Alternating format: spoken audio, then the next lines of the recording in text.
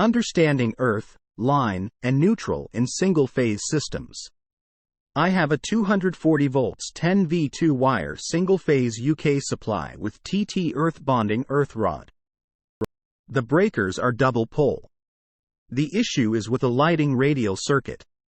This is a new electrical installation and the electricians are about to finish. The lights that are connected to the circuit power up fine. One light is not yet connected to the switched live. With 1 CB on, I probed using a multimeter. I aware this might not be the best way to test between neutral and earth, and there was 230 volts. I probed at a fixture neutral to earth and again, 230 volts. What is an acceptable voltage between live line and earth? What is an acceptable voltage between neutral and earth? Should there be voltage between live or neutral to earth? Is voltage between neutral and earth normal, or could there be a fault? This video states that there should be 0 to 0. 5 volts between earth and neutral.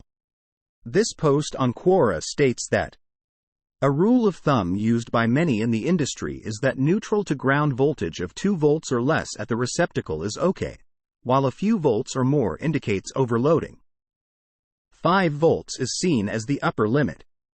Question from user Christopher Taylor at Stack Exchange.com. Answer: normal case. Live neutral around 240 V. Live earth around 240 V. Earth neutral around 0 V. With neutral and live swapped. Live neutral around 240 V. Live earth around 0 V. Earth neutral around 240 V. So maybe you have a setup where neutral and live got swapped. That's not a safe setup. But to be sure, please check the difference in voltage for all 3 cases. Answer from user Jeffrey at Stack Exchange.com.